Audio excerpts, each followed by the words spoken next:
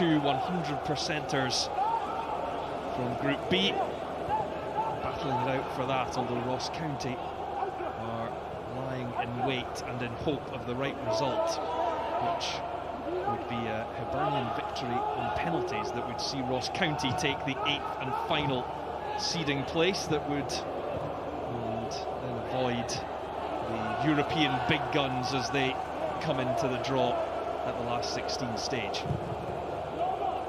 And Stevie Mallon with the pinged ball out to try and find Josh Doig, but the 18-year-old couldn't quite keep it in. It's the left-back's first appearance in this competition this season, after he missed out after having to quarantine playing with the under-19s, the Scotland under-19s.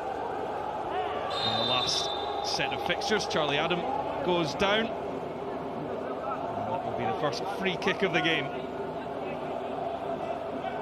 Charlie Adam, 34 years old, back in Scottish football. Of course, League Cup winner in England with Liverpool in 2012, and they beat Cardiff City in the final on penalties. And he is a real asset from situations like this. A left-footed ball in, goes between goalkeeper and defence, and tamely out for a goal kick.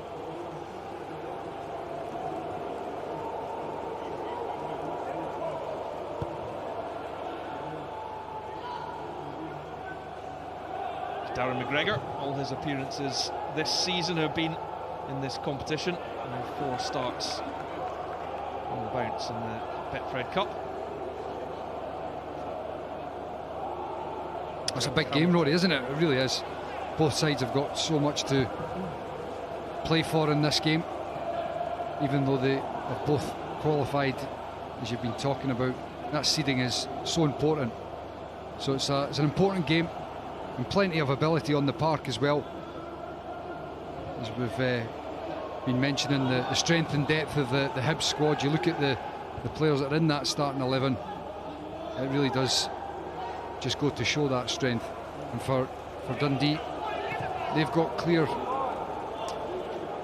issues in the team that they need to improve on, and if they don't defend properly this afternoon, then this Hibs side will punish them. There is no doubt about that. They're a Hibs side that can punish pretty much any team in the country, so they've got to be at their best defensively. And I'll be interested to see how this game pans out.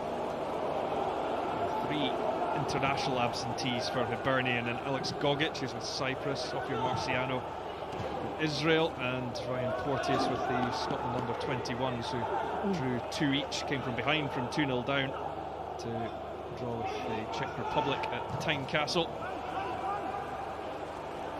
And to that, Lewis Stevenson, Scott Allen and Kyle McGuinness, who are all injured.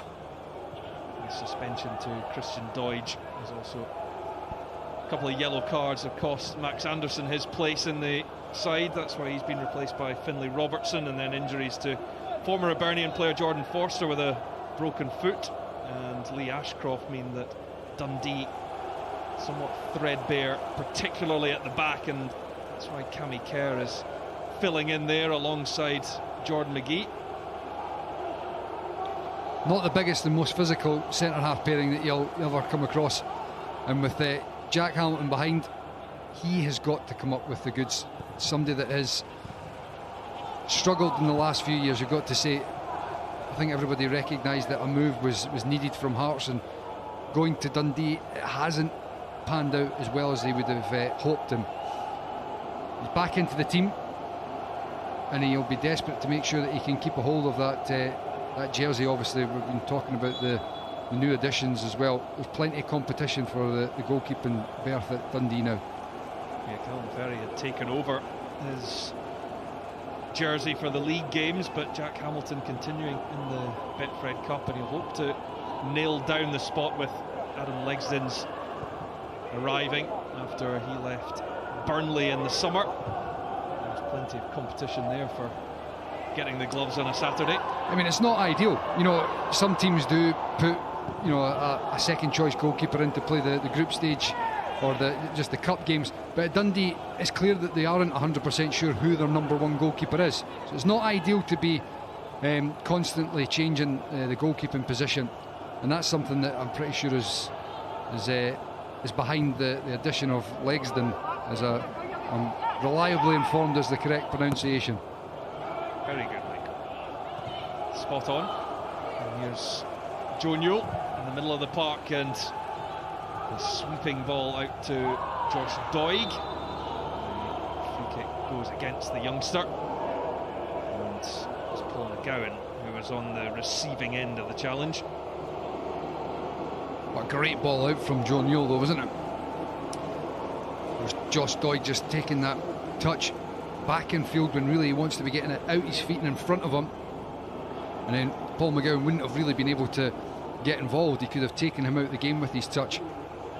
But Joe Newell's somebody that's definitely come to the fore this season. He's one of the mainstays in the middle of the park now for Hibs, and he's improved week on week. Well, it's kind of a different role to possibly what he was signed for when he arrived. He was very much a left-sided midfielder, now playing in the heart of the midfield. Yeah, he clearly wasn't a winger, but it was as if he was, perhaps the left side of a diamond, or he was just a bit of an additional midfielder. Whereas you look at him now, he's not the most athletic, but he's very, very comfortable on the ball, and he's playing almost in a playmaker role within the team. And that run of games is, you can tell within himself, he now feels like he commands that position. Stevie Mallon's ball forward and trying to get Martin Boyle to use his pace to stretch the game, but Cammy Kerr went stride for stride with the Hibernian speedster. We have two ex-Dundee players along with Paul McGinn in the Hibs starting lineup. There's McGinn, who's alongside Newell. Newell delivers that one in, looking for Nisbet. Cleared away by Kerr, who was fouled in the process. Well, you see again Joe Newell on the right foot this time. That's a really good ball. And credit to Cammy Kerr. We've already spoken about the fact that him and Jordan McGee are not the most physically imposing centre halves, but he does really well to get himself in the right position there to block off the front post area and get in front of Kevin Nisbet. Looks, just as things stand, a bit of a flat 4-4-2 possibly for Hibernian, with Boyle and Nisbet up front, and it is the Australian international who's hauled down there. Well, Rory, they've played a flat 4-4-2 for the last few games now. They did it at Rugby Park prior to the semi-final against Hearts, and they've obviously continued in that shape since then, having predominantly played a back three beforehand. McGregor to McGinn. And from Mallon to Jamie Murphy, on loan from Rangers. Doig, back it comes to Murphy. It's good to see Jamie Murphy getting back into a run of games and trying to get his match fitness up. A hamstring injury in this competition against Brora in the early stages.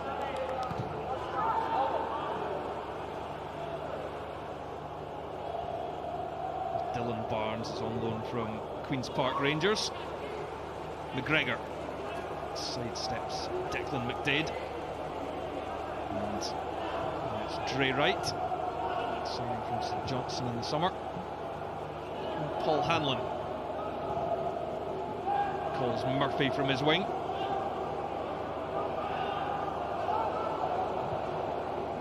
Murphy to Newell, and Doig managed to pick up some space, and well, he had time to make a cross. Instead, darts inside. Mallon might fancy one from range. Oh, what a strike! Stevie Mallon to open the scoring inside 10 minutes. Well, he's known for his quality from range, and he has shown it just there.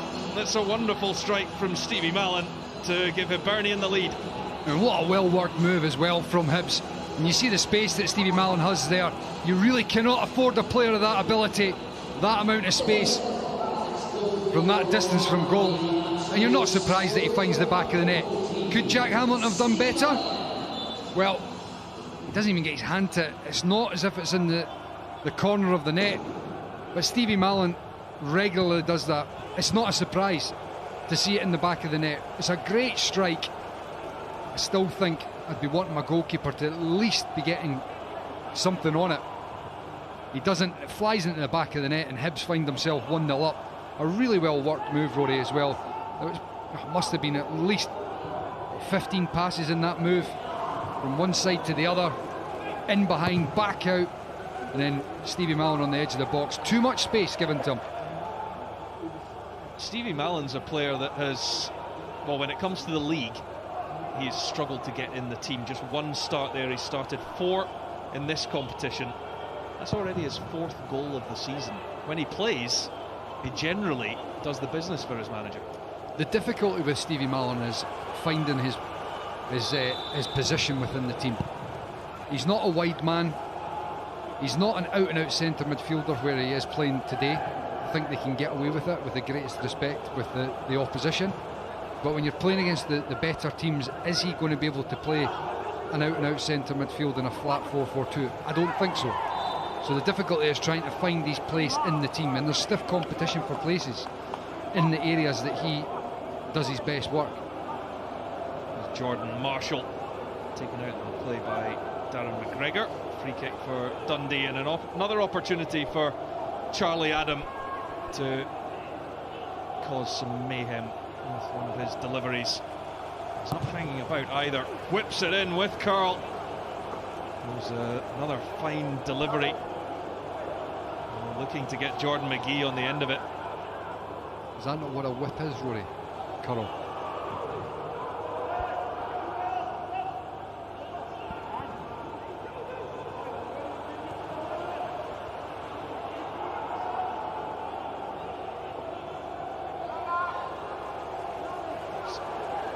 Kerr. Down to McGowan. James McPake looking for a response from his side. Danny Mullen back to McGowan, who can also do damage from range, but this time it flies over the top of Dylan Barnes' goal. Well, when the ball drops to Paul McGowan here and he's having the strike, you don't have the same anticipation that he's going to be troubling the net and the goalkeeper, Dylan Barnes, as you do when Stevie Mallon picks the ball up in those areas. Paul McGowan's got a lot of really good attributes. He links the game well, looks for 1-2s and clever passes in and around the edge of the box. I don't think the strike from distance there was one that was ever going to be troubling the goalkeeper. It's the first goal that Dundee have conceded in this season's Betfred Cup, but they haven't got the same records in the Championship. They've conceded 10, only Queen of the South have conceded more, on 11. And they did ship 6 in the capital already this season, match day 1 against Heart of Midlothian at Tynecastle.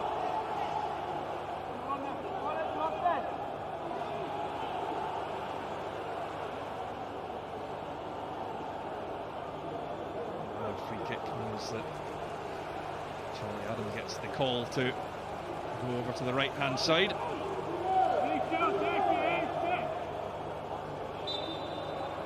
Dundee look to load that 6-yard box. It's too close to Barnes this time. Back out to McGowan and McDade. McGowan again trying to get away from Paul McGinn. Brother Stephen on the bench, and cut out by Newell. Now delivers the volleyed pass out to Murphy. Kevin Nisbet was through the middle there. Jamie Murphy had been able to just get the angle to get the pass through. Nisbet was through on goal. It was another wonderful ball to set the attack up from Joe Newell. See 2 left-footed midfielders here that have got a nice range of passing. Charlie Adam trying to find McDade there, and characteristically there was just a little bit too much on it, but you've got 2 midfielders with a left peg that know how to pass a ball.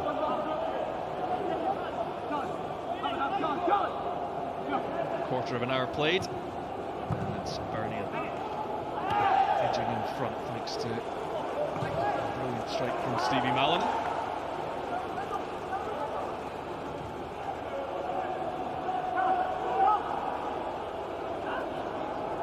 Kerr and Christy Elliott is on the move, but did well to catch that. The former Partick Thistleman, spent 7 years at Firhill. Mr. Versatile is Christy Elliott. It's the ideal start for Jack Ross after back-to-back defeats. A really sore one in the Scottish Cup semi-final, obviously from last season, but took place only a fortnight ago against Hartem and Lothian, and failed to bounce back with another tricky fixture up at Pittodrie. Defeat there in the league. Their next league game's obviously a huge one here at the Easter Road up against Celtic, so they've got big games coming thick and fast. But I thought it was quite refreshing to hear Jack Ross talking about, the team in a calm, measured fashion, not getting too upset, but also just saying, look, his aspirations for where he wants to take the team and the club mean that he's going to push the players. I mean, look, the semi-final's tight. I think everybody recognised that beforehand. Not a great deal between the sides, and so it proved. It was the tale of 2 penalty kicks in the end. It was a very tight game, but I think Alan Stubbs was mentioning it before. These big games like that in the semi-final against your local rivals, they're must-wins. They can change the perception of how things are very, very quickly. That's what you get with Jack Ross, a very honest assessment. So it's been a bumpy couple of weeks. Boyle, a sliding block coming in from Jordan McGee, and it will be a Hibernian corner.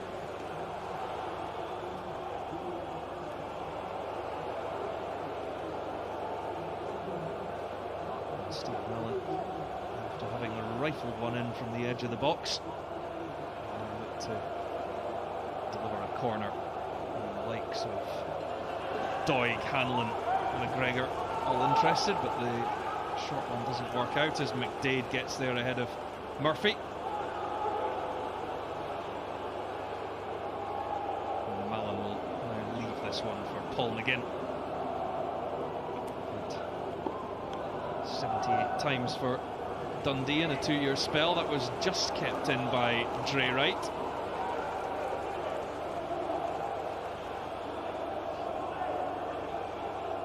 That's a good opportunity for Dre Wright. We've mentioned that there's competition for places in those wider areas. He's not played as much as I'm sure he would have hoped, but he's a good player.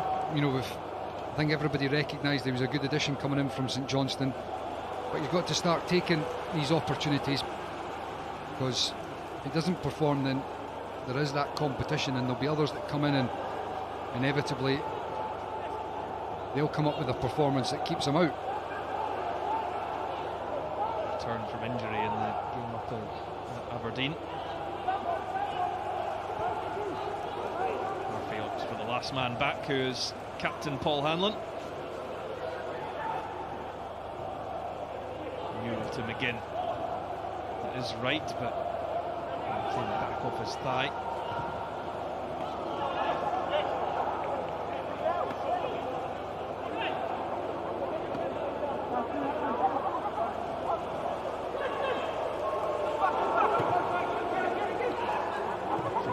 To Marshall, Adam, brilliant range of passing.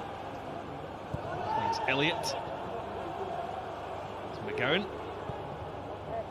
releases Finlay Robertson. Adam again with the quick ball, spreading the play for McDade. Declan McDade, sighting of goal, takes a touch, and that takes it wide, but it was dipping, and that had Dylan Barnes a little concerned.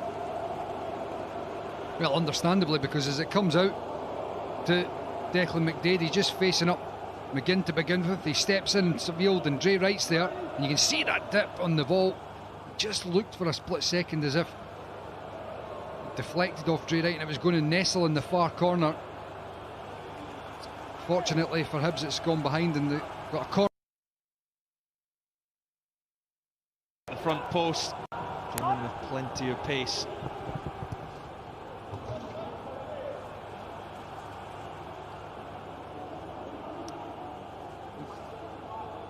Good communication though for the full-back and the wide man between McGinn and Dre Wright.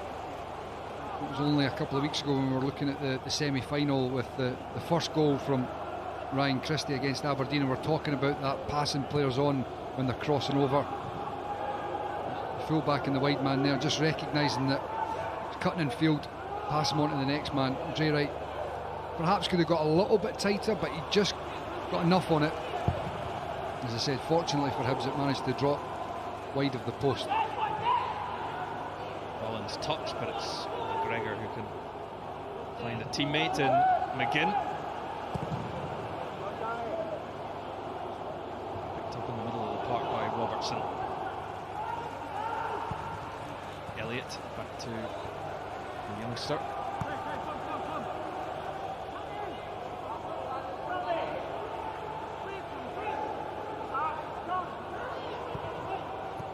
Kerr into McGowan, utilising Charlie Adam as the playmaker again. McDade gets the overlapping run from Jordan Marshall. Good ball in from him. What a block that is from Darren McGregor, I tell you, fully stretched. In a really good position, the experienced defender. And he blocks off that ball, because if he misses that, that is right across the face of the goal. Here's Byrne. McDade quickly on, but McGowan wasn't quite in tune with it. And Newell can clear up the line. No, it was a really good move from Dundee, starting with Charlie Adam in the middle of the park, firing it out, and then this ball in from Marshall. Yes, that is a really good bit of defending from Darren McGregor. To be fair, his defensive partner Paul Hanlon was right in on top of the striker as well, but Darren McGregor didn't know that.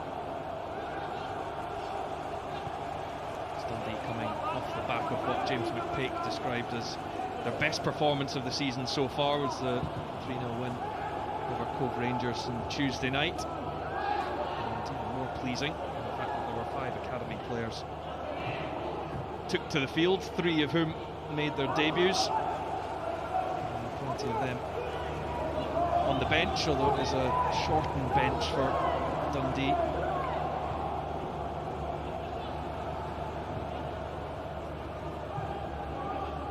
McGowan finds Elliott.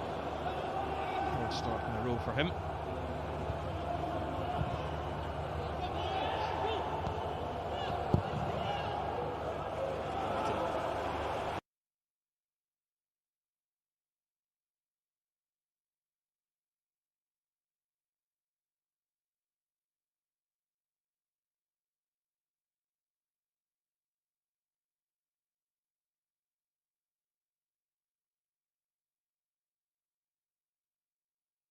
Well read by Byrne. Adam to McDade. Again Marshall more than keen to head off down that left hand side and delivers a fine ball in. The flag was up though against Paul McGowan. It's a nice move, and again that overlap between McDade and Marshall proving a useful asset to Dundee. Yeah, but again you see the 2 Hibs players, good play. I think you can see he's actually onside there. Paul Hanlon, see the markings on the grass. Paul Hanlon, the left-sided centre-half, was playing him onside. But good communication again from the 2 Hibs players, passing men on. I think Paul McGinn had thought that Jordan Marshall had run offside, you know, hence why he didn't drop too much. The danger is though, if you're a full-back, you don't know and you can't see where your rest of your defence is because they're behind you. I think he got away with that one, because for me Paul Hanlon was playing Marshall onside. Right, Nisbet and Newell. Oh, that's tidy, but it comes back off the post. It's not clear yet as Murphy goes down. Mallon, Boyle, Hibs looking for number 2, and they came so close. Martin Boyle. Not given up on this opportunity yet. Newell. Nisbet. That can be hammered clear by Marshall. Well, it was another lovely move from Hibs that opened up that opportunity. And it's Joe Newell at the centre of it. This time getting into the box in support of his strikers. Hanlon can step up, find Boyle. Sliding challenge coming in from McGee, but now comes out to right. In with the right foot, and Nisbet's header steered just wide of target. Well, that's another really good move. First time ball from Newell, nice, good touch, and out his feet from Dre Wright. That's a great ball in from right. You're expecting Kevin Nisbet to do better with that. Here's the move again. You saw Joe Newell getting a strike off the post. Lovely little third man running from Newell, and the layoff from Kevin Nisbet. Unfortunate there for Joe Newell not to find the back of the net. Good support from midfield. And then the final attempt and attack there from Hibs, where with the header from Kevin Nisbet. He's in that vein of form, and he's just the type of player that you expect. You see all types of goals from, and you expect, you know, the size he is, to get up and header that into the corner of the net. Dundee will be very, very happy that they've managed to see that go past the post and keep themselves in the game, because if it had gone 2-0, it'd be tough for them to come back. Good spell for Hibernian, and they were looking for a free kick there as Boyle tried to nick it away from Marshall. No handball was the call from John Beaton, the referee. But it's been a controlling couple of minutes from Hibernian. Lovely stuff from Jamie Murphy to find Joe Newell. No way through for him though.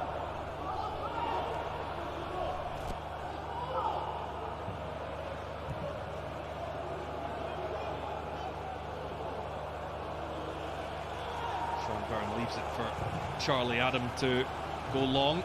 McDade rises with McGinn, but it's there for Hanlon to win it back for the hosts. Looks up the line to try and get Boyle into his running. McGee, the skipper.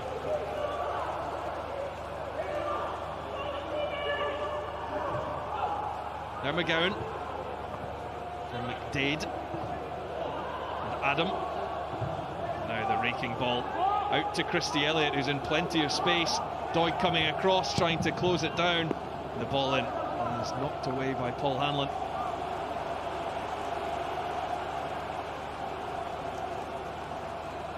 Paul McGowan won't give them that natural width out on the right. He'll come inside, and that frees up the space for Christy Elliott, who's not shy in covering the ground down that entire right flank. Here is McGowan for Adam. And now Marshall.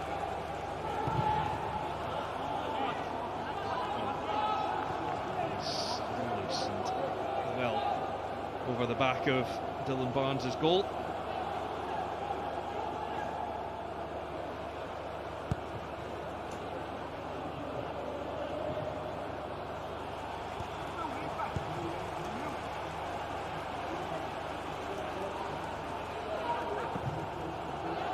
McGregor. Byrne is there. So too is Newell, and he seems to have been everywhere in the opening half hour. Murphy looks for that one, but Kerr is across, and so too Elliott.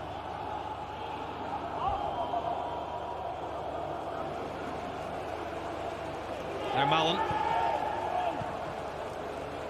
for Murphy. Mallon again, the goal scorer. It's a little too ambitious for Paul McGinn.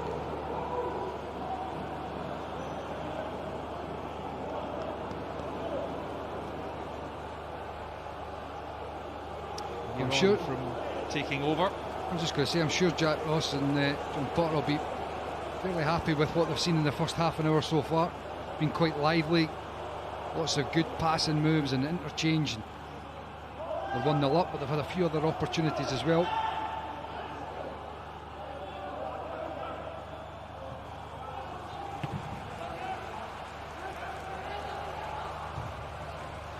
Again, it's the spinning ball back into the middle.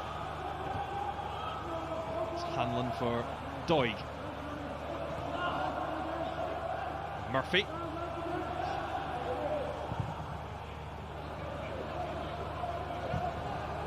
Newell for Wright.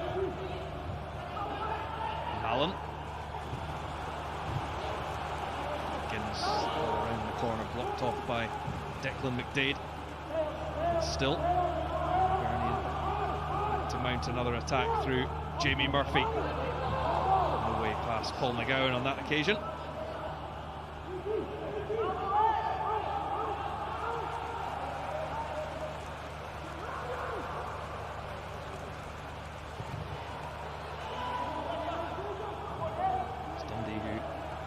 Came into this game as group leaders. A little tight though, with goal difference coming in between these two.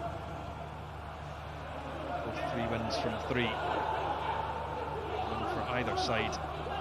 Tops the group and takes the seeding. Wright and McGinn. Wright just took his eye off it, almost allowed McDade in. Sits up for Mallon. Now Murphy. Wright again. Hibs just biding their time, patiently looking for the right ball in. It does come from Paul McGinn.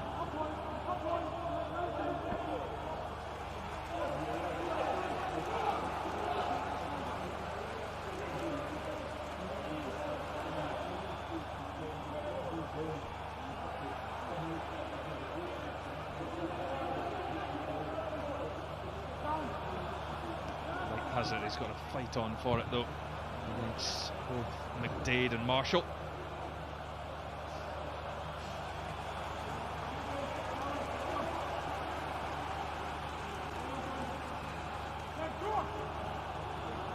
Newell. Charlie Adam sticking to him. McDade looks for Mullen, and free kick will go Dundee's way for foul further back. Both 3 times winners of this competition. Hibernian last time in 2007.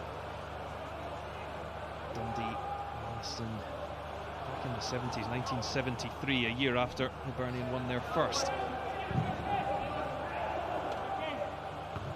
McGregor beats Mullen in the air.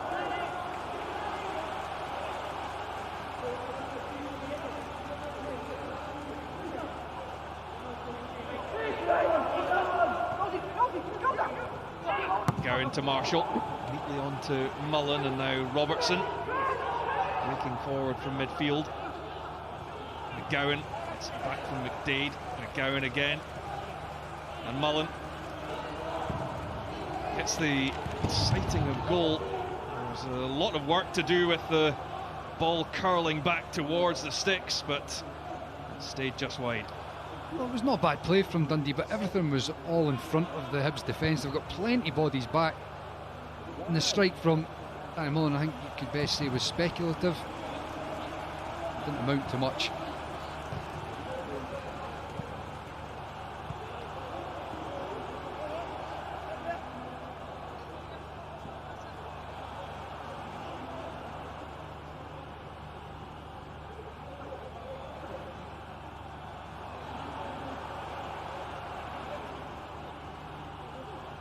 Doig waiting for movement ahead of him. He eventually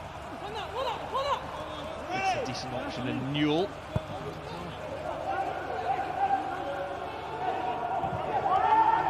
And McGregor out to McGinn. Right. Nice interchange of passing between Hibernian players. In goes Boyle, and heavily so on Sean Byrne, who's in a bit of pain.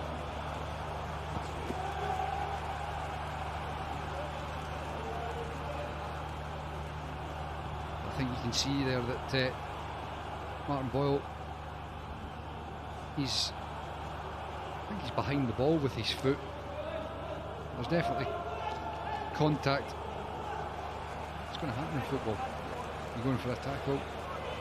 Sometimes you'll catch the opposition player. Thankfully, Sean Byrne's up off the ground, not feeling any ill effects. And the referee's given the free kick and played on. I think it's a wise call. Hardy player is Sean Byrne. Certainly not going to milk anything for more than it is. Forward it goes from the midfielder up to Mullen. Won't stick in for him, and that's a bit of a nasty one from Mullen on Mallon.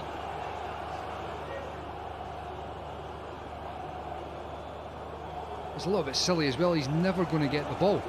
You know, he's coming from behind. I don't think there's anything to worry about for Stevie Mallon. He's up now off the ground. I don't think it was a sore one. He didn't go in with any great force, but it's just silly from Danny Mullen. Never going to get the ball. Always going to be running the risk of catching the attention of the referee and running the risk of going into the book. It was just a talking to. But John Beaton, but he's fortunate, because again, I don't think it's the worst call from John Beaton, but you could easily see those sorts of tackles getting a yellow card, and it was needless. He's got to chase it down to the corner. McGee takes no chances with.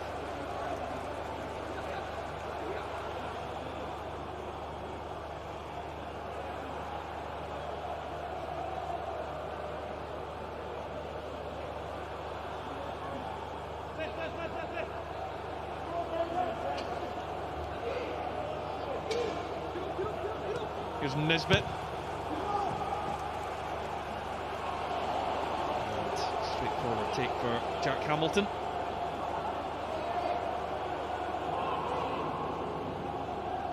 Charlie Adam. Now for Jordan McGee. Game's just gone a little bit flat the last few minutes. Given away by Adam. Mallon looking to punish the mistake. Doig can now pick up, but Dundee have managed to get bodies behind the ball to protect their goal. Murphy, though, looking to exploit any gaps. Sent in, and Jack Hamilton called from his line.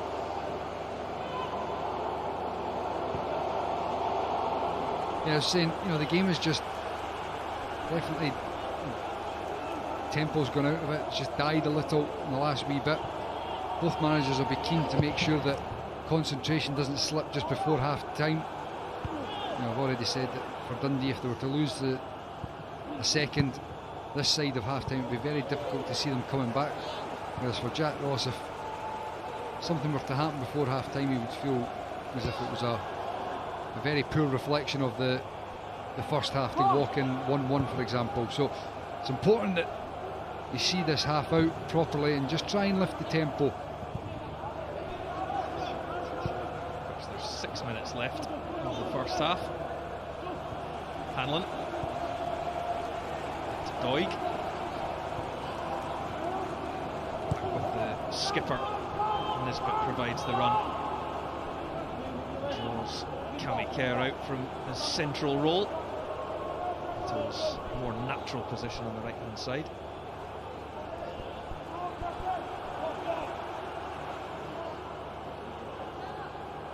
Newell back to Doig. Gets it in with the right foot.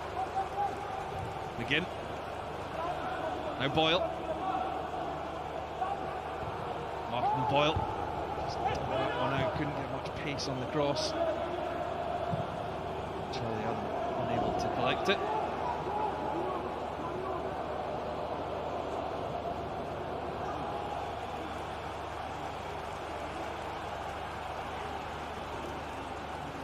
Right. Sends it in, but only Christy Elliott at the back post.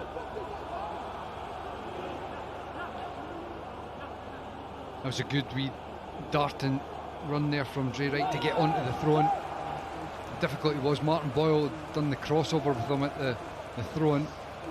Kevin Nisbet was the only man in the box, and he'd sort of made a run a little bit more towards the near post, and Dre Wright had put it around the back. The rest of the team hadn't been able to get up and support at that point. Mallon, out comes Hamilton. Good take from the keeper. It was a really good take. It's moments like that Jack Hamilton's got to make sure that he continually brings to his game some more consistency, which is vital for a goalkeeper. And then you can see that there's a player in there. Unfortunately, it's inconsistency that has blighted Jack Hamilton's career so far. Well, he was involved in Scotland squads in the past. In fact, the last time that Scotland played England, Jack Hamilton was on the bench. 2-2 game at Hampden.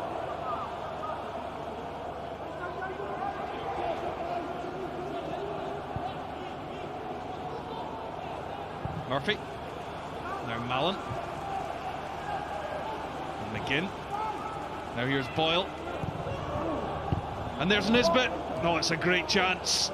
The diving header again goes just wide of target, but he might feel he should have done better with this one. Well, he should have. I mean, the first one was perhaps a little bit behind him. That one is perfect to just step onto it, as he does with the diving header. I'm surprised he's not found the back of the net. Really good work move again from Hibs. Good running off the ball, good interchange amongst the players. Martin Boyle drifted into the right wing area, finding his strike partner with that ball in.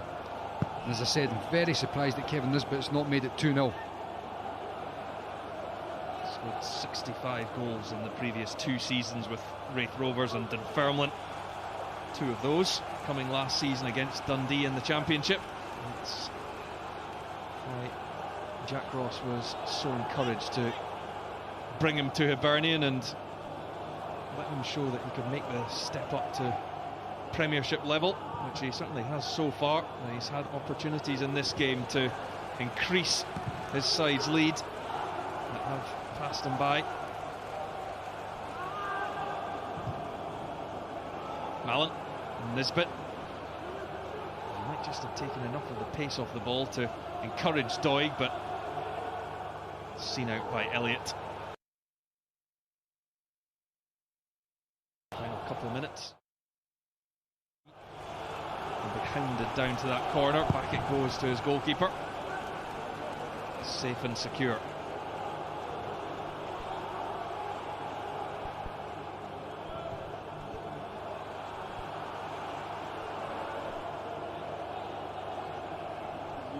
There's Paul Hanlon. Didn't quite get the angle right as Jordan Marshall can knock it down to Declan McDade, who invites the challenge. Again, and allows the free kick. His brother Stephen, of course, on the bench.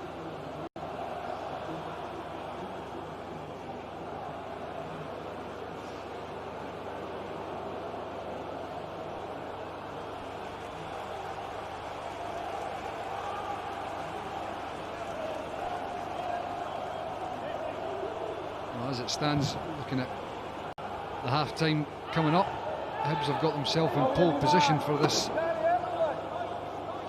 top of the group and getting the seed for the next round of the Cup.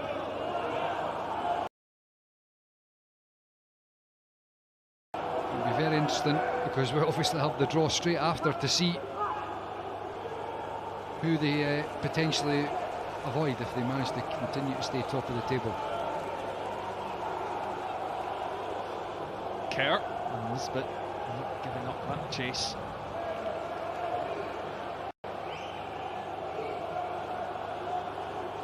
Of course, the last 16 will be in the final weekend of the month.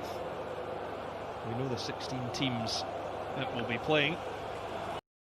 And we'll find out who meets who after the match.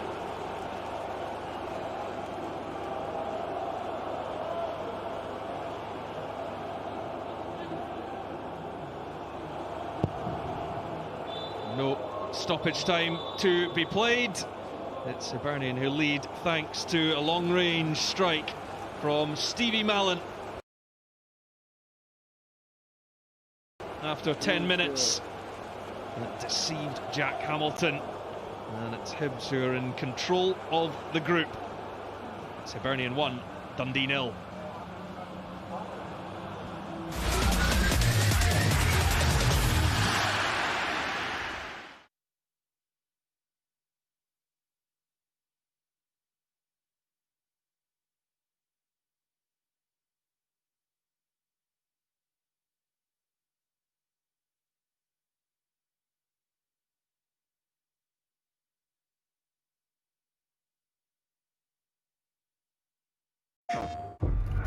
Remember, Miles, you're Spider-Man.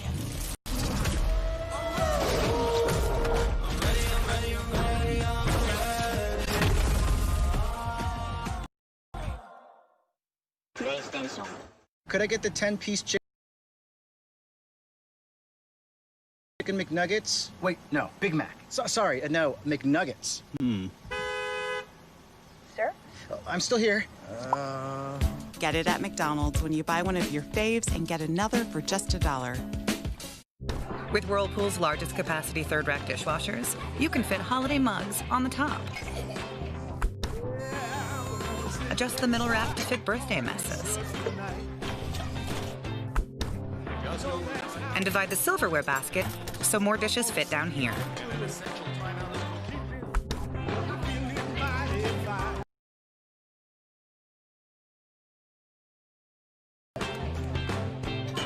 Load more, run less with our largest capacity third rack dishwashers from Whirlpool. In some ways, things are kind of the same. In other ways, well... Any questions? The good news is, we've learned we can do this. Turns out when we're hitting our goals, nobody cares if we're wearing pants. We just need the right tools, so our stays a team. So no matter what comes next, we can work better, do better. This is going to work. What is this? It's another ad read. These things are getting out of control. Do they really think I'm going to interrupt the show to tell people, watch ESPN Live on Hulu? Come on, Steve. Do people tune into my show to hear me say, watch ESPN Live on Hulu? No, they don't. Scott. It's ridiculous. I'm not going to do that. I'm a man of principle. Never. Ever. I might. I don't.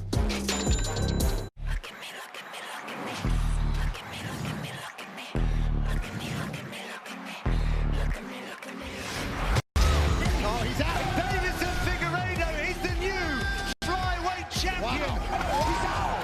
What a big performance. Alex Perez, the best in the world. Valentina Shevchenko. Jennifer Maia. This Brazilian is not to be taken lightly. Next season starts now. It's a deep draft. Teams are definitely buckling up for a wild ride. The #1 player in the country. What a shot. You've got to be kidding me. The NBA Draft on ESPN. To the Pittsburgh natives supporting a different black and gold. Hey, come on, scarf up. And the fan near Wrigley Field just as drawn to the octagon. No, not now, no. This is your stream. ESPN Plus. It exists because you do.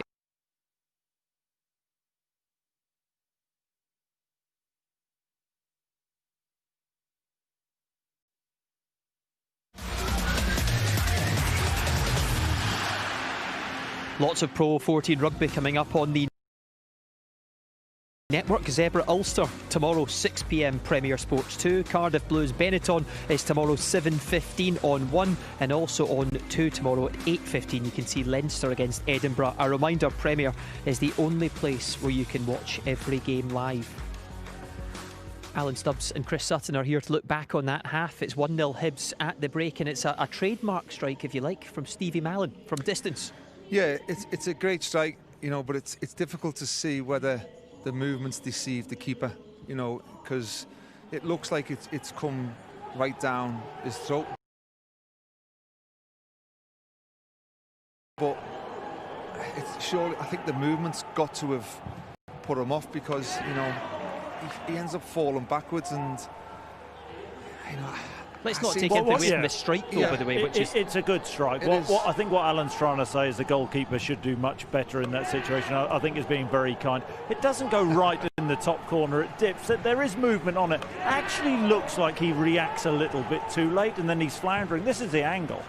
I mean, it's, you know, it's nearly... Is that what you were trying to say? I'm not saying it's nearly bounced, but he's got to save that. And they've had issues with the goalkeepers this season, chopping and changing. They've brought one in now in legged ins, and it looks like he will be the number one, and that's why. Dundee haven't created all that much, but you were interested to have a look at this chance from Paul McGowan. It was off the bar. He was offside, Chris. Well, was he? He was given off, but he wasn't off. No, I don't think he was. And I spoke before about them in the forward areas, Dundee. Will they score enough goals? Will they create enough opportunities? That really was the one opportunity of the half, and we can't count it because it was offside. I didn't think it was.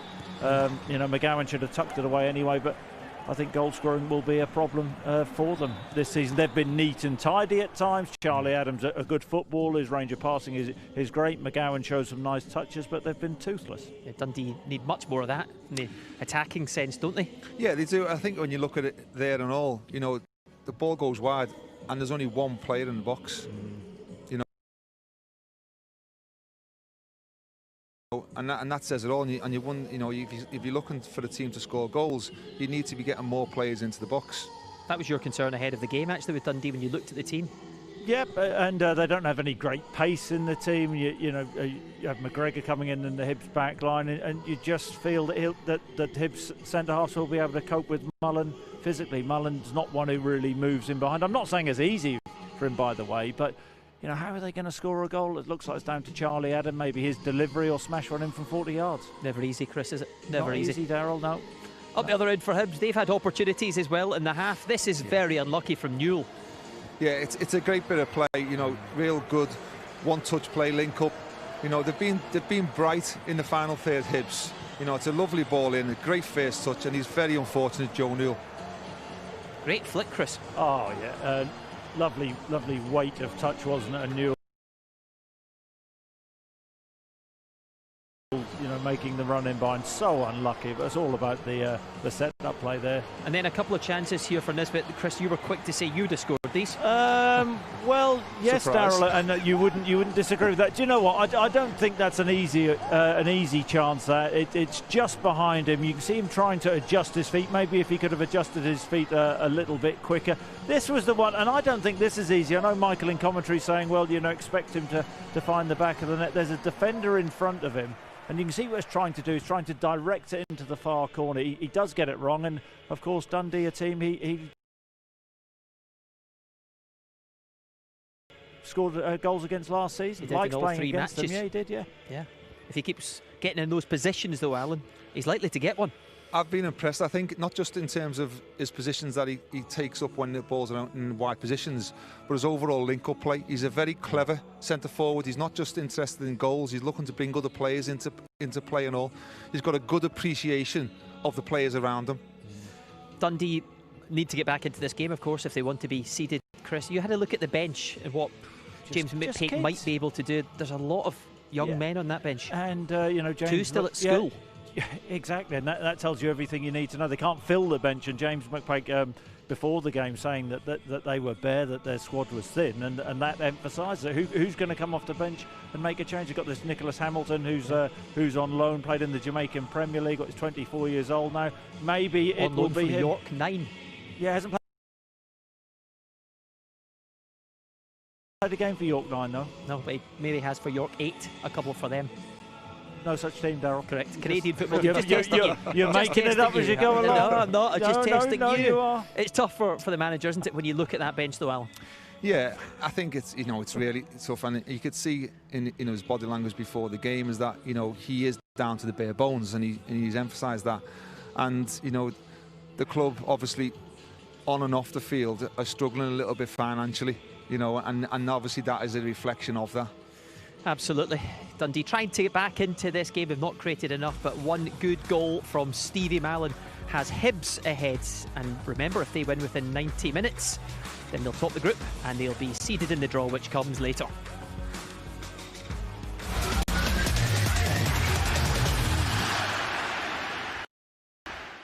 This is Theragun by Therabody, the percussive therapy device that has been the secret of professional trainers, weekend warriors, and all-star athletes looking to get to their next level. Theragun's scientifically calibrated depth and force designed to keep you moving freer and living better. Professional-grade power that's felt, not heard. Whether you're making memories, making a deal, or making history, visit Theragun.com and change the way you move. Remember, Miles, you're Spider-Man.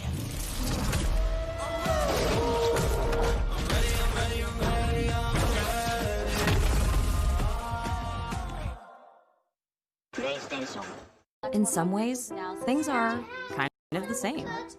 In other ways, well, any questions? The good news is we've learned we can do this. Turns out when we're hitting our goals, nobody cares if we're wearing pants. We just need the right tools so our team stays a team. So no matter what comes next, we can work better, do better. This is going to work. The A in Chick-fil-A is for A-game. My least favorite word is just. If ever you hear the word just, whatever comes behind it is not going to be somebody's A-game. And you never hear that at Chick-fil-A. It's in our DNA to do everything as best we can. To me, the A in Chick-fil-A stands for a higher standard for yourself in your store. And it's really natural to me to try and make connections with customers that are deeper than just, hi, how are you? Like, how's your family or how are your kids too? That really makes their day. With Whirlpool's largest capacity third-rack dishwashers, you can fit holiday mugs on the top. Adjust the middle rack to fit birthday messes.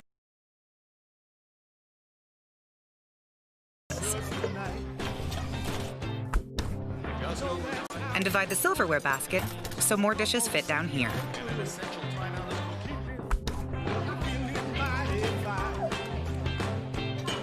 Load more, run less with our largest capacity third rack dishwashers from Whirlpool. So, what should we do today?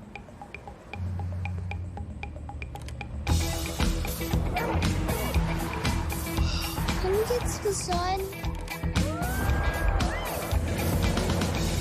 Mom, can we go to the beach? Should we just go see a movie? Yes. I'm always up for a good movie. Go Rogue in the all-new fiercely reimagined Nissan Rogue.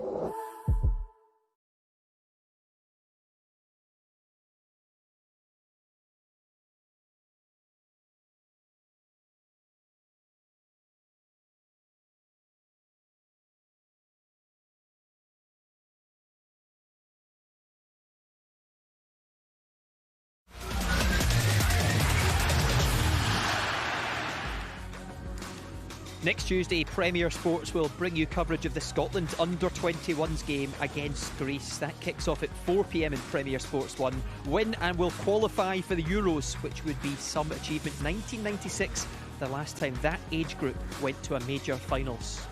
Get the seniors in, Chris. Get the under-21s in as well. Why not? They're all going well. Well, yeah, and that's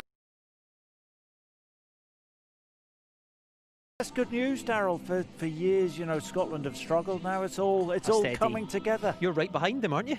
Well, yeah, I love Scotland, Daryl. Yeah. It's my sort of second home. I'm glad to hear it. You did say to me as soon as you arrived today, could see celebrations all over the country, and then of course they lost 1-0 today. But hey ho, Alan, done the job. No, but even then, it's a great result for everybody. You know, it's great to see Scotland at a major finals. Yeah. You know, for the country, for everybody, for the Scottish FA financially.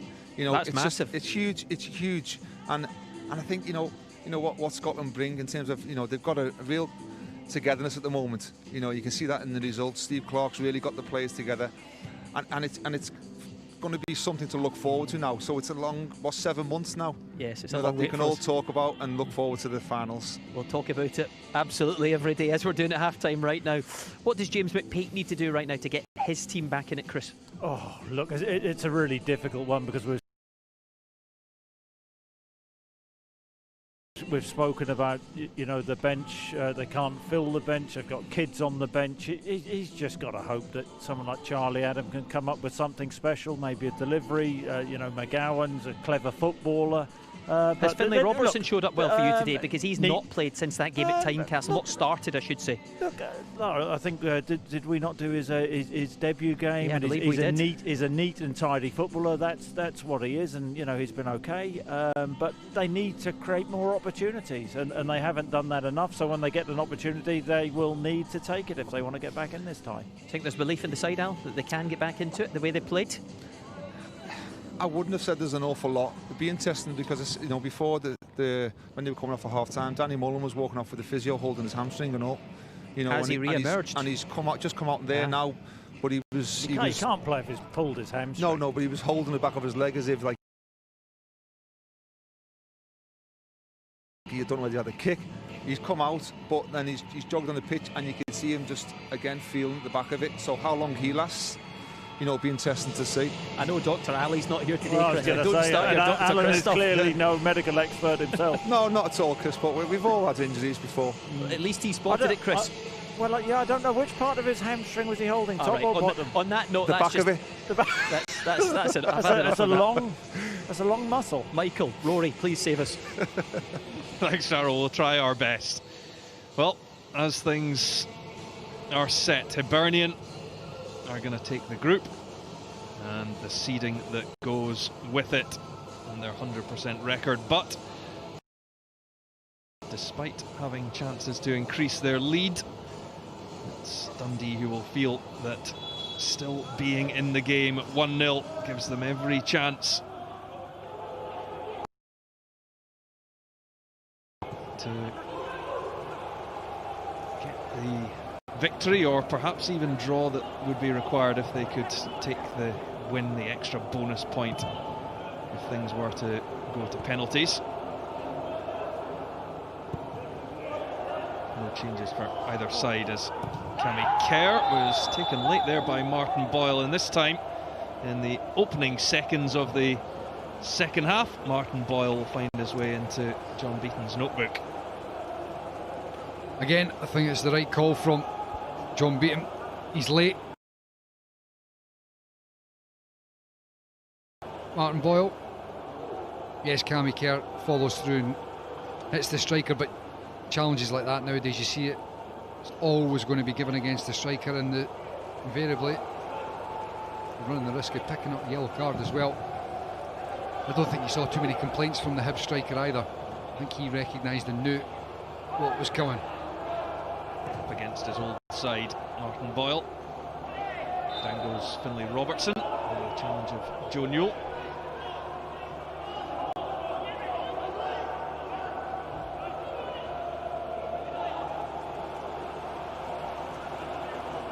The benches could be interesting. James McPake doesn't have too many options available at all, just 5 players named on it, and 3 of them are youngsters in Cammy Blacklock. Luke Strachan, grandson of Gordon and son of Gavin, and also Jack Wilkie, son of Lee, legend for the Dark Blues.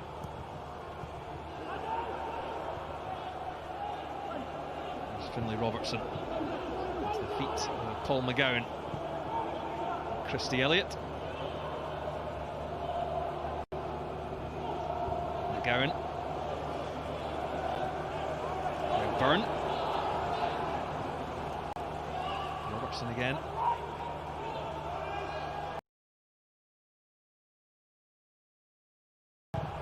McGowan and Adam. McDade has made a run. Adam elects to just pause for a second, allow McDade to make a different run. Back it comes to Charlie Adam. McGowan.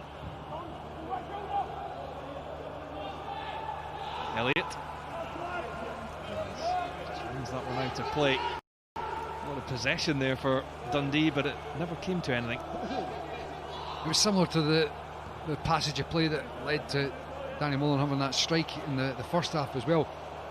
There was some nice neat play, but it was all very much in front of the Hibs defence. No real penetration. And they need to try to find it from somewhere to get in behind and turn the Hibs defence and try and test Dylan Barnes and the Hibs goal.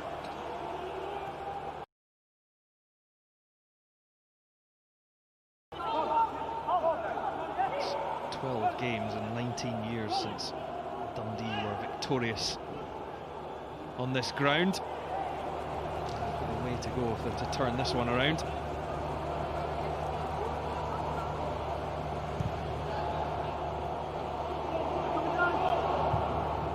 McGregor out to Paul McGinn. Now Joe Newell.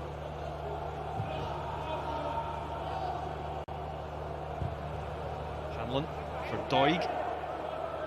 We've seen plenty of football this season, but this is first in the Betfred Cup for the 18-year-old. The ball picked off by Kerr. McGowan. Doig intercepts again. An exchange of possession. Now it settles for Stevie Mallon and Joe Newell. Again for Murphy, who's broken away from his position on the left-hand side. Jamie Murphy, and it's sliding in was Martin Boyle. And inches away from making connection for number 2. Well, it was a good, incisive move from Hibs, and you see Jamie Murphy getting into the area. That's a wonderful ball in. Can't believe Martin Boyle's not gotten the end of it. Just as if he reacts late. Perhaps thinking that the goalkeeper's going to get a touch, but good play from Murphy. Obviously playing off the left-hand side, but recognising where he can go to find some space and hurt the opposition.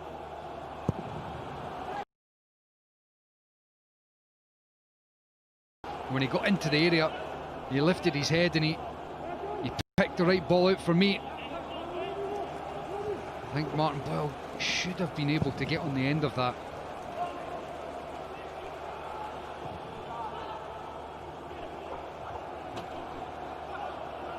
Settles again for Mallon. Now Newell. Doig.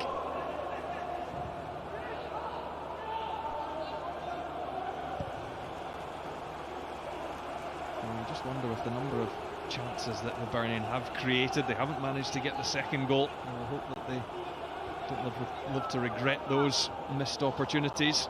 Dundee sticking in there. They haven't had many themselves, though.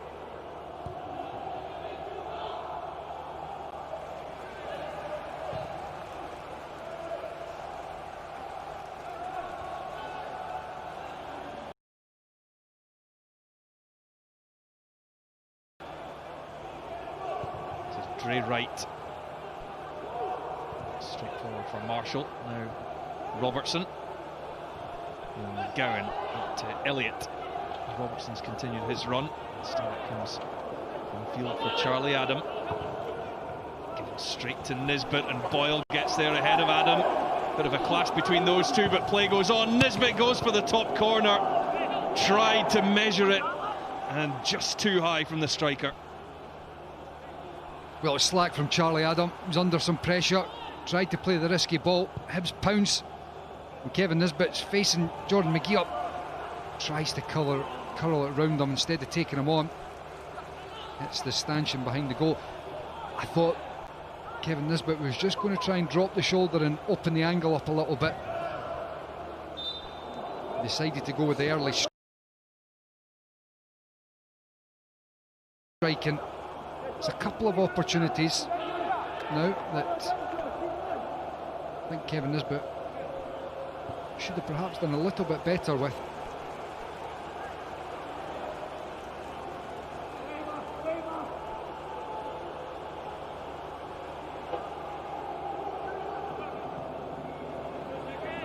Right to battle with McDade, and illegally so. Dundee free kick.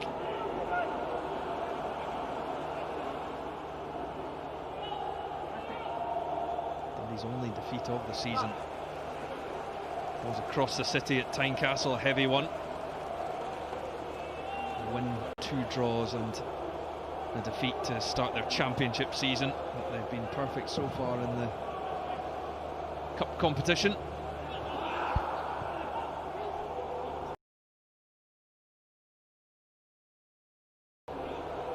McGregor to Newell. Hanlon now. Murphy, but the break of the ball goes with Byrne. It's with Adam.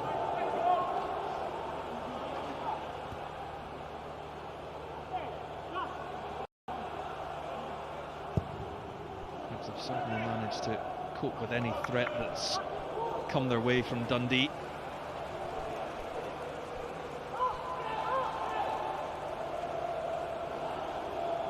Jack Cross just looking to break this run of 2 defeats.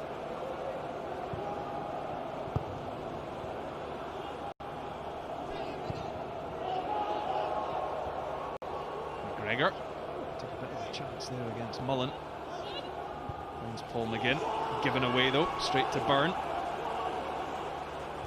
We're just looking and talking about, you know, Dundee and the Betfred Cup and the league.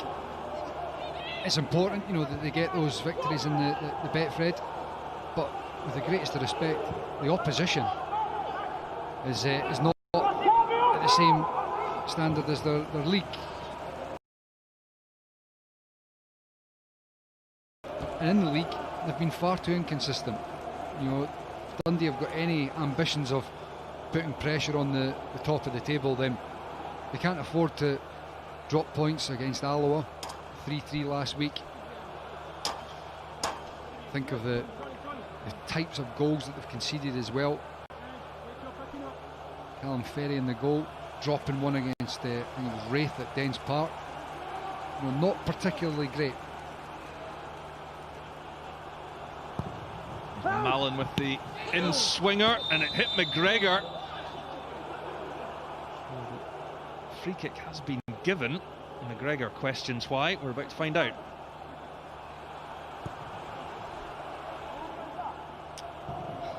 There was very little in that, Rory. Very little. It looked as if Dan McGregor was stretching and had his arm. Was it on Christy Elliott perhaps? But I don't think he'd pushed him. There was very little contact, but John Beaton decided it was a free kick.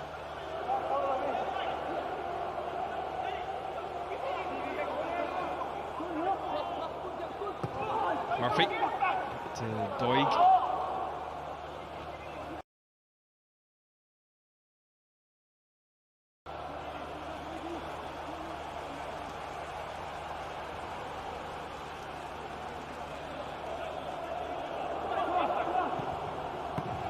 Under pressure. To the uncontrolled ball forward from Doig. Nisbet, that's nice. Into Murphy. Charlie Adam gets back, gets a foot in. He was at full stretch there.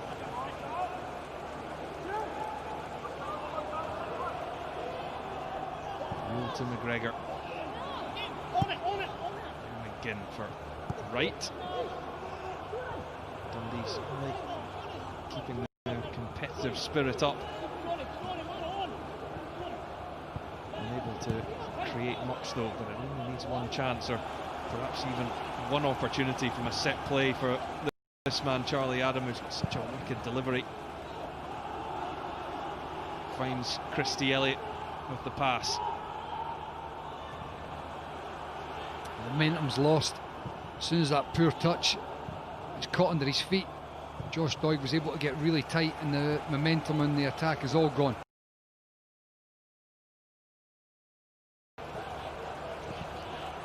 Mallon under pressure. It's a foul by Adam just as it broke for McDade.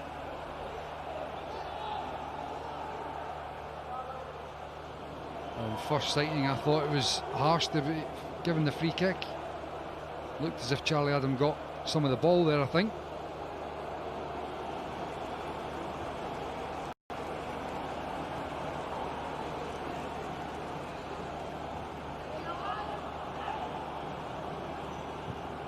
Newell back for Hanlon.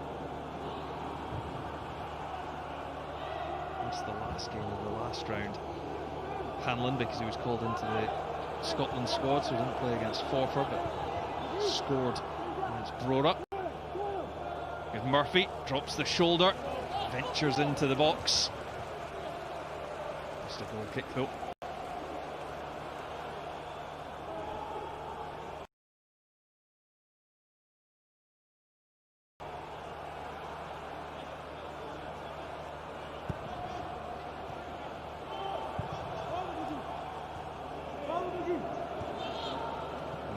To Hamilton. McGregor commanding against Mullen. That's physically imposing centre halves for you.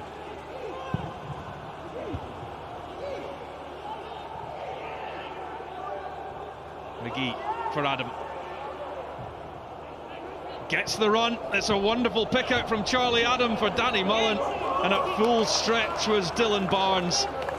Well, that's exactly what Charlie Adam can do. And that's the danger when you're only 1-0 up. I mean, what a ball that is from Charlie Adam. I tell you, it's not a bad first touch from Danny Mullen as well. It takes him right across the face of Danny McGregor. Dylan Barnes had to be sharp and at it to get out and block the ball that was trying to get round him. But I'm just going to say, but that is the risk when you're sitting at 1-0 and Charlie Adam can pull something like that out of the locker. Then there's always the potential for them to get something out of the game. I'll commend Danny Mullen as he sends that one through looking for McGowan.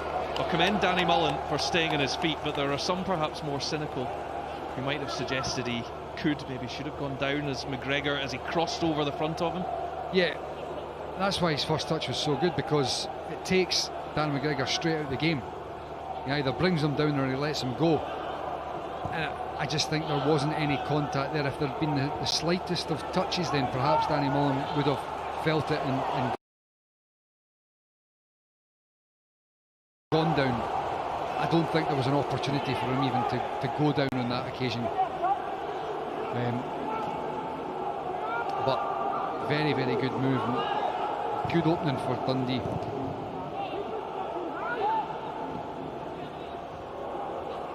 McGregor sidesteps Adam. And Doig.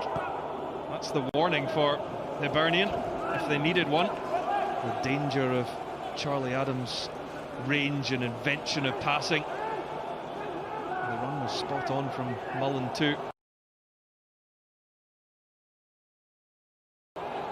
In tune with his midfielders' playmaking abilities. Mullen to McGinn. And it comes from right, McGinn again. And right, sends in the cross. McGee well positioned.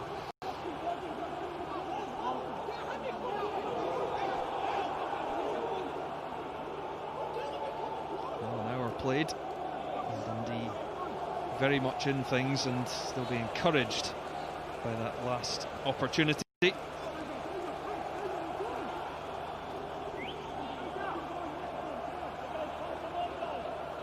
Both sides who won their groups last season and headed through into the knockout stages. Dundee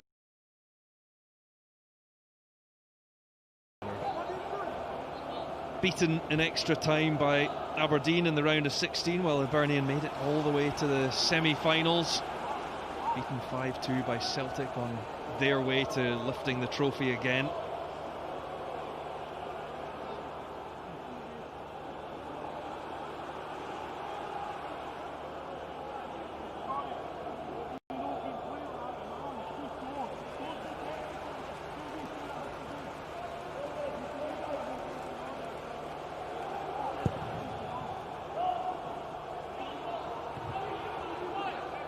Header, stay in play. Hibernian start in the Premiership has been impressive, although the defeat to Aberdeen up at Tawdry has left them back in 4th in the league. It's still 7 points ahead of Dundee's city rivals United and their return to the top flight. Actually, we'd all love to see the Dundee derby back in the Premiership. That's the task for James McPake, is to get his side there. And they'll be getting an extended cup run, no matter the result this evening in Edinburgh.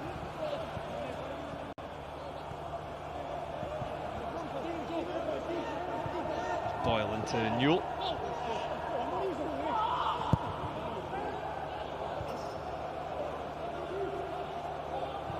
Hanlon. Wright gives it back to his skipper.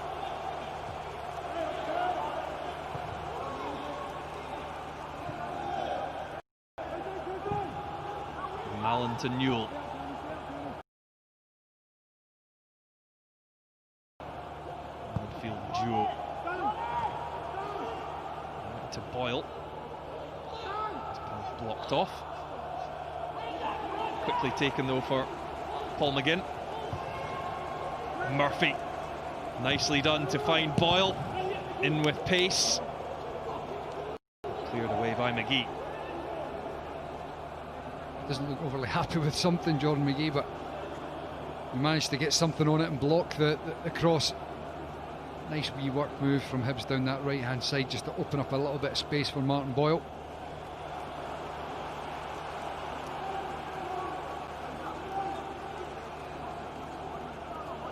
So Jamie Murphy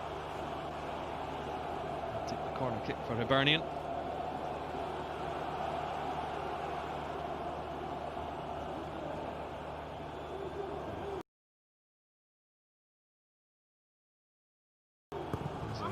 Short one, and Hanlon peeled away. It was a well-planned move, but the touch from Paul Hanlon just let him down at the crucial moment. I'm not having that's a well-worked move for Paul Hanlon on his right foot to be having a strike at goal. I think the first part was well worked. I'm not sure about the part in the middle of the box. Something was lost in communication there, because the left-footed centre half is definitely not somebody you're wanting to have a right foot swing reverse hit at the ball. Bit of faith, Michael.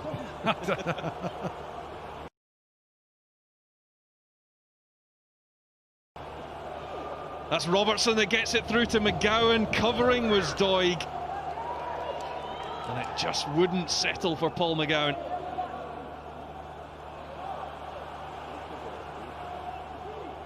Well, a wee bit concerning for Hibs that the defence is cut so wide open. Jack Ross will be very happy to see his young fullback Josh Doig being aware, recognising the need to fill in, come round and clear up the danger there. He did really well, the left back. And Kevin Nisbet just receiving some attention pitch side. There will be a free kick going Hibernian's way. Right, taken out of the play by McGee. And Nisbet's back on.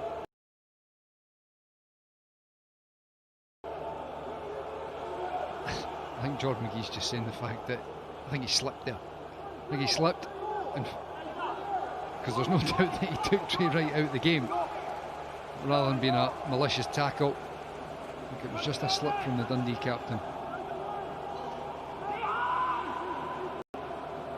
So Stevie Mallon has a threat from all sorts of angles and ranges. And I thought this one will be floated in for someone else, and Hanlon is there to win the header. And it drops for McDade though.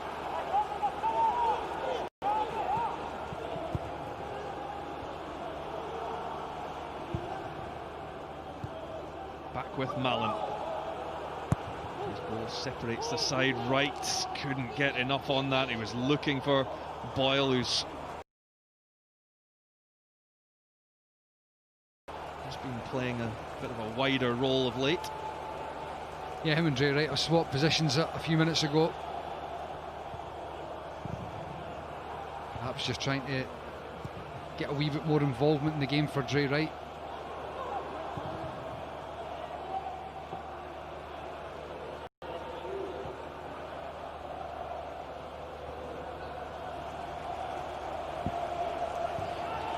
Hanlon, Murphy comes in searching for work.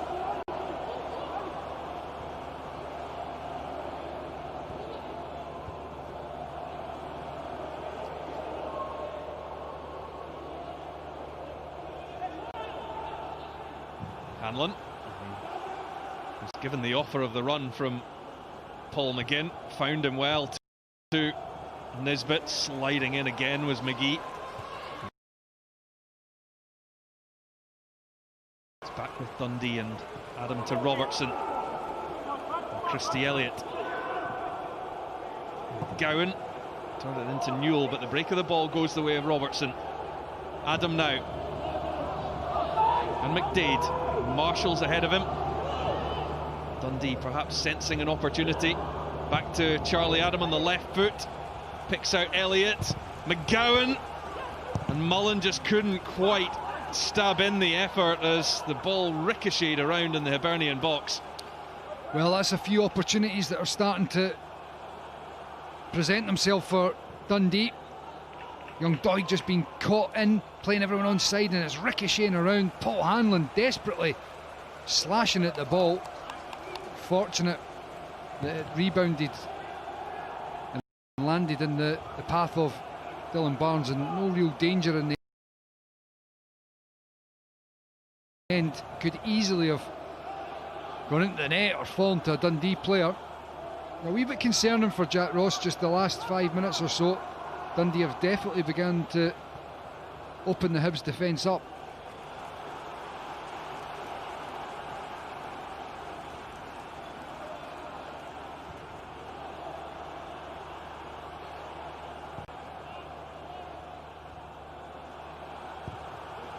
Alan Barnes and McGregor all exchanging passes, perhaps to try and just draw Dundee a little closer and open up some spaces.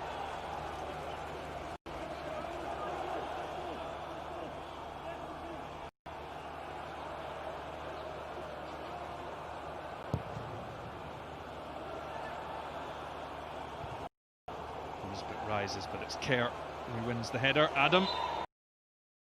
And a foul by Newell.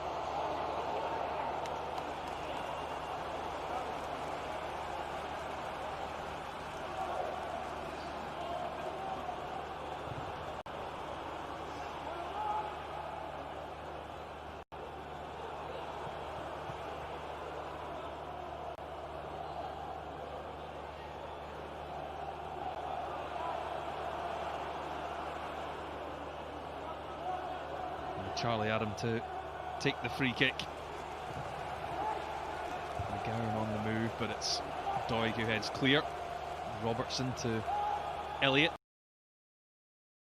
Adam again. And we'll just wait and accept the throw.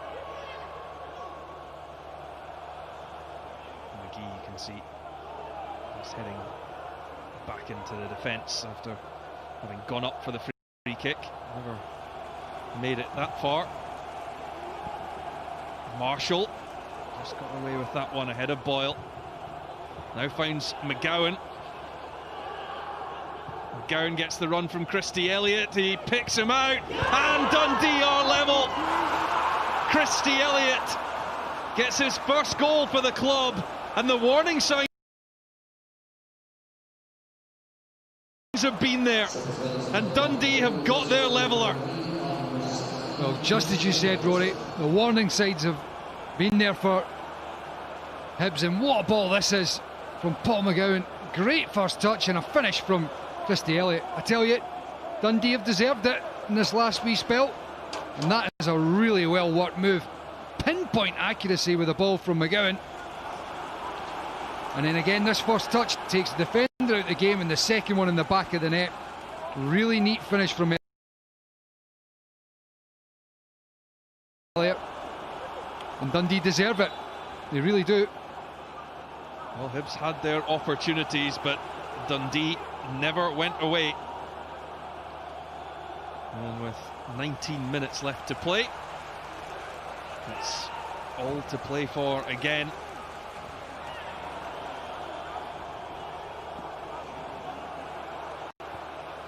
Hibs have got to lift it. It's gone flat from the home side, and Dundee have definitely capitalised and have got themselves in the ascendancy. Here goes Adam again. Thought about the shot, instead sets up McDade, and the pull back is blocked off by Mallon. It's a fine pass from Boyle to Nisbet. Nisbet's ball to the back post for Wright, but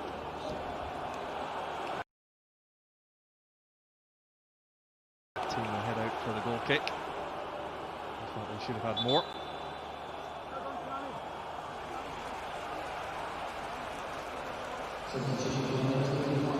First change will be for Hibernian, and Dre Wright is making his way off.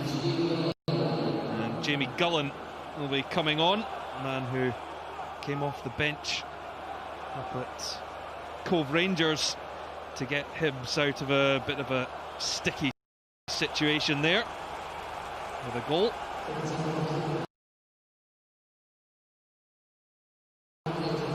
So Josh Doig comes off, and Sean Mackey is on in his place, man who was on loan at Dundee last season. Played 13 games until an ankle injury, and then of course COVID struck.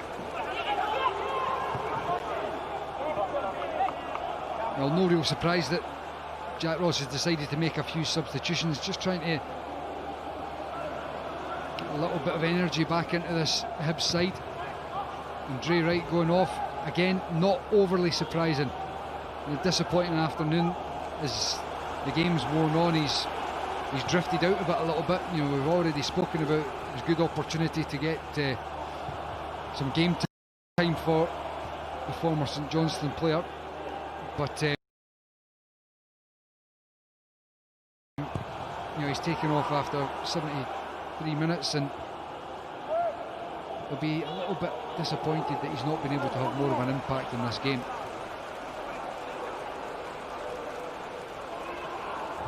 Adam was just caught there by Gullen, and now Mackey. Murphy.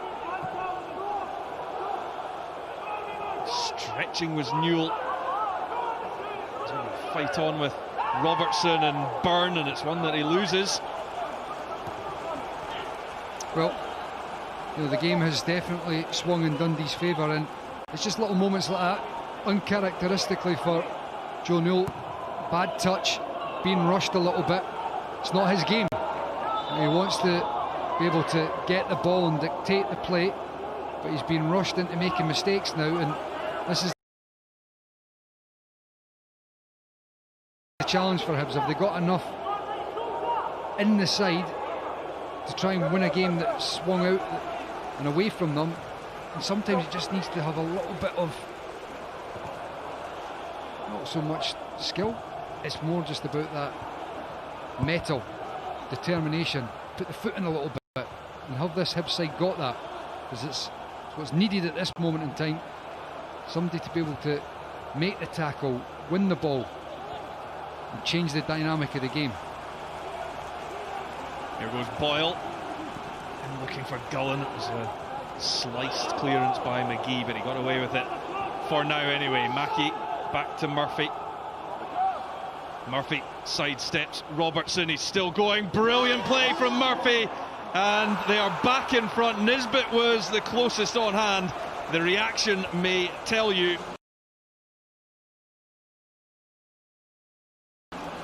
that the final touch may have come off a Dundee player. Oh, you need somebody that can create a bit of magic in a split second, and I tell you, Jamie Murphy does so well, doesn't he? Driving to the byline. He leaves Finlay Robertson for dead with a drop of the shoulder, and he drifts past Christie Elliott, picks the man out in the middle, and as you said, I think quite clearly it comes off of Jordan McGee last. Kevin Nisbet putting the Dundee captain under real pressure. So having a wee chuckle to himself. But that was a great bit of play from Jamie Murphy, and he has been able to lift his team dramatically there, because they really were on the back foot. Here goes Murphy again. He's forcing that own goal from the former Hearts man, Jordan McGee. But also the pressure from Nisbet, meaning that he had to play it. And, well, Jack Ross will be delighted at the response that he's managed to get. They were only on level terms for around about 5 minutes there. He will be very happy, but I think the players and Jack will be, I'm sure, conscious of the fact that they can't let it slip again. They've got to maintain the tempo, they've got to keep it high, because it drifted too easily and Dundee got themselves right back in it. Nisbet back to Boyle. Boyle heads for the byline, but has ball back in with the required quality.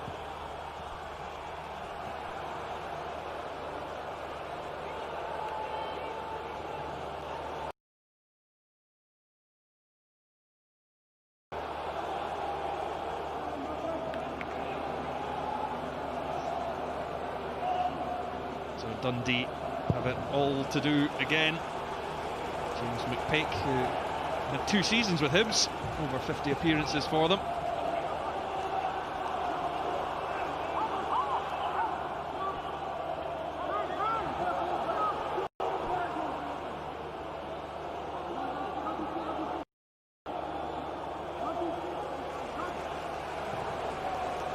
McGowan.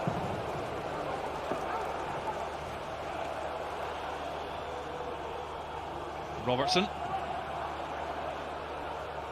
Allen did enough to break up the initial attack from Dundee, but it's coming for Marshall. And now McDade.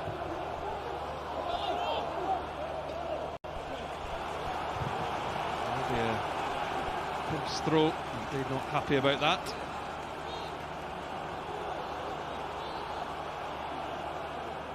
What on earth gave you that idea?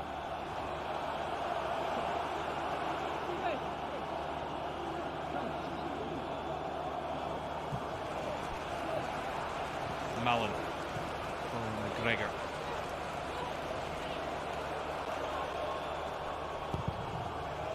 Barnes.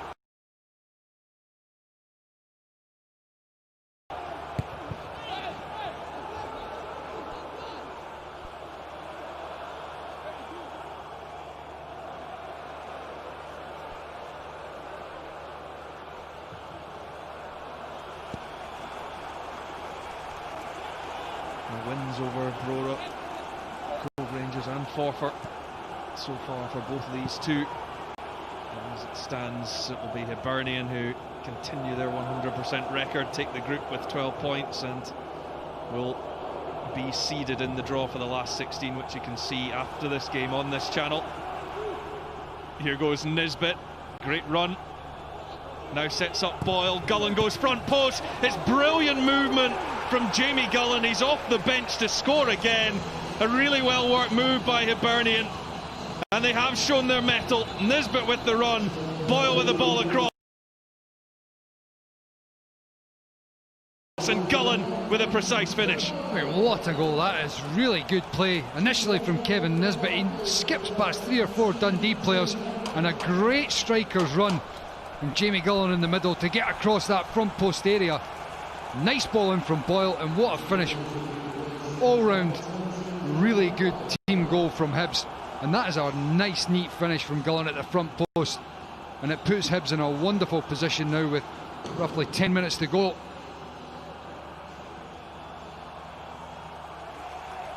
Well, Melker Hallberg is on for Jamie Murphy. It's Jamie Gullen once again making a big impression coming on in this competition, as he did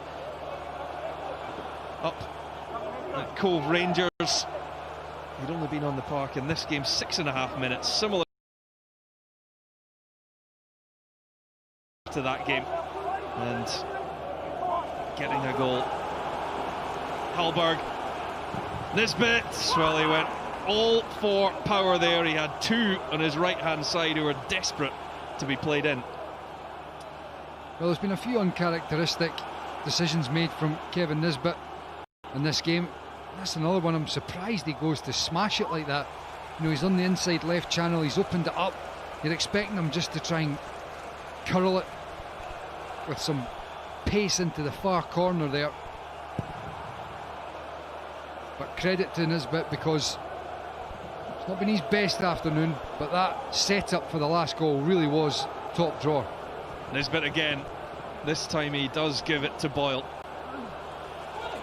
There's three in the middle. Boyle and Hallberg. Well, if it was 6.5 minutes for Gullen, it's an awful lot less than that for Melker Hallberg, who scores his first of the season. The Swede makes it 4-1, and there's no doubt about who's going to win this one from here. Well, it's incredible, isn't it? If you'd said the game at 1-1, that a few minutes later Hibs were going to be putting the ball in the back of the net to make it 4-1 with Melker Hallberg just coming off the bench, you wouldn't have believed it, really. Easy street now for Hibs. And James McPake is left wondering how on earth his team are 4-1 down now. It's been a huge turnaround in such a short space of time. But with the attacking threat and the attacking ability that the Hibs side have got, it can happen.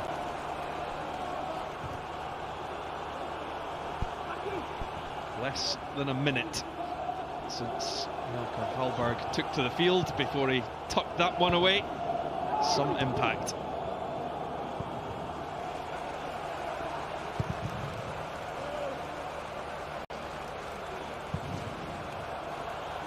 I think it's safe to say that Hibs will be going through as group winners, seeded. Jack Ross will be very happy with that. And it also means that they've managed to, I think, you know, from their perspective, this is the biggest game since the couple of results where they've lost in the league and the cup. It means they can put that to bed and forget about it and look forward to, as I already said, that big game at the weekend.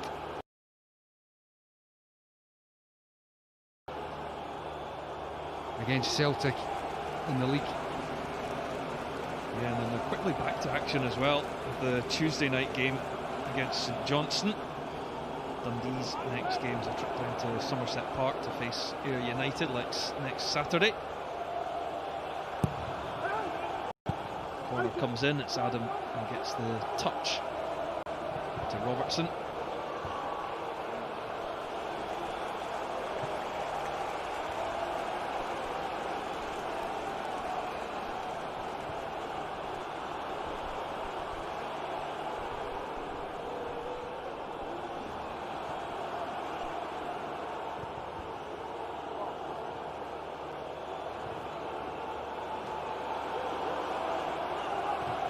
Here's Hanlon. And McGregor to Nisbet. Looking for Mackie. It's cleared away. Hanlon now. Newell, who we think might be coming off shortly for Stevie Bradley, will be coming on, we understand. Also Stephen McGinn.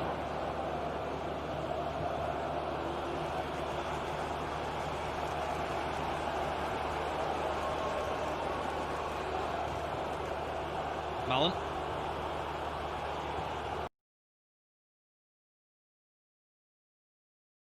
Newell.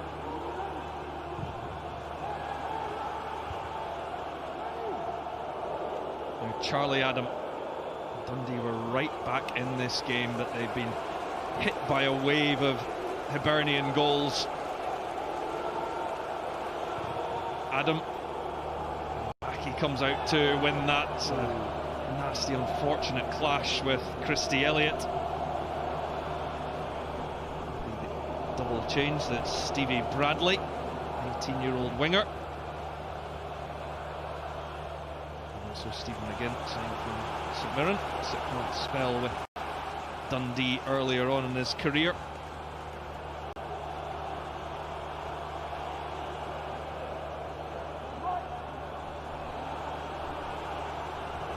Burn now for Paul McGowan.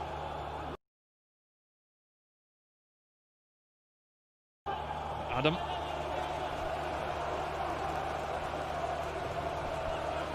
After 3 clean sheets in a row in this competition, it's 4 goals conceded for Dundee. 10 in 2 games in the capital.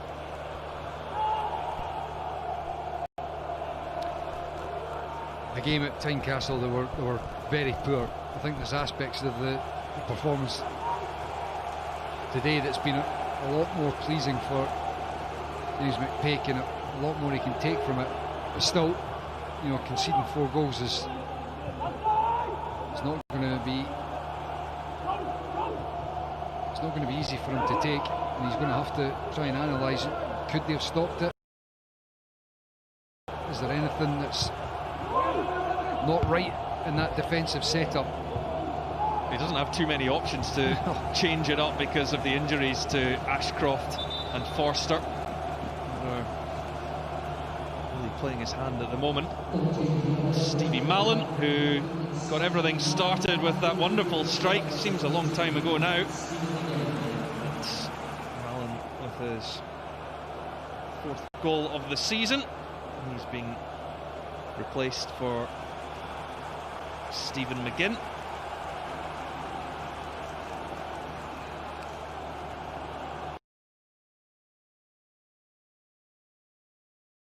McGinn brothers will be looking forward to seeing wee brother John playing in the European Championships in the summer. And Martin Boyle makes way for 18-year-old Stevie Bradley.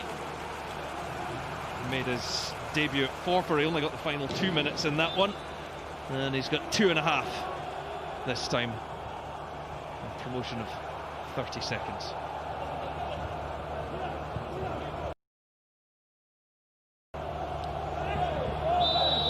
Maybe more injury time this game. In fairness, I don't know how much stoppage time there was up at Forfar. See if he gets a kick.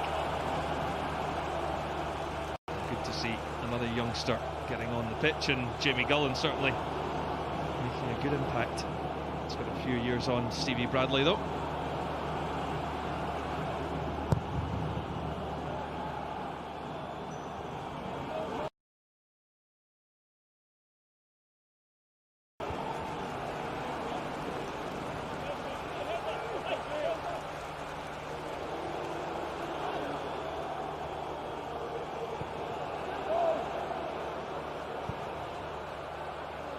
Hanlon.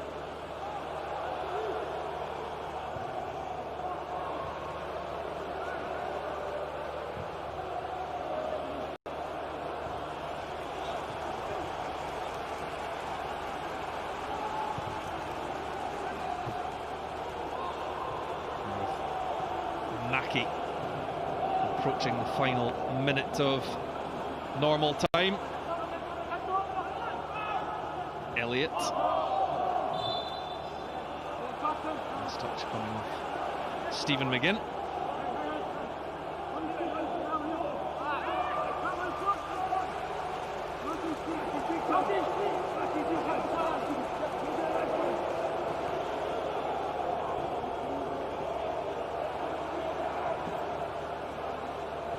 Back for Hamilton. Hibs really needed this victory after back-to-back defeats to rivals Hearts and Aberdeen. Heading It's Adam to win the free kick.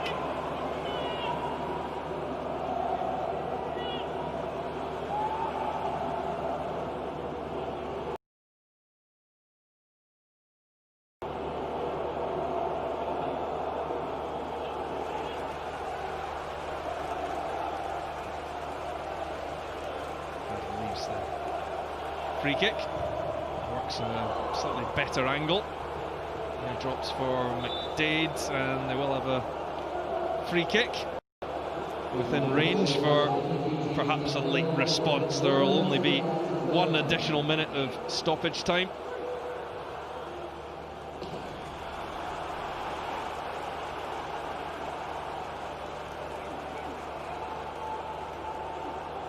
And there's two standing over it. Who do you think's hitting it? I think it's probably quite an easy call, as Danny Mullen, your choice to take it, makes way for Charlie Adam. Too much angle on that one from Charlie Adam, and well over the top. And they got right back into things, Dundee, but that only seemed to bring out the best in Hibernian.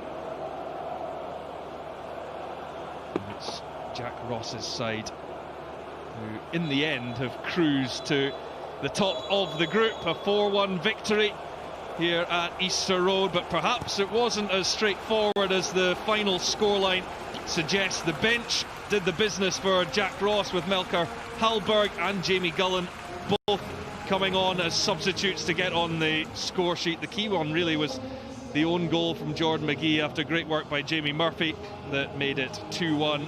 After Dundee had got right back into things thanks to Christy Elliott's equaliser, after Hibernian had led for so long after the excellent strike from Mallon. But it is the full-time score at Easter Road. It is Hibernian 4, Dundee 1.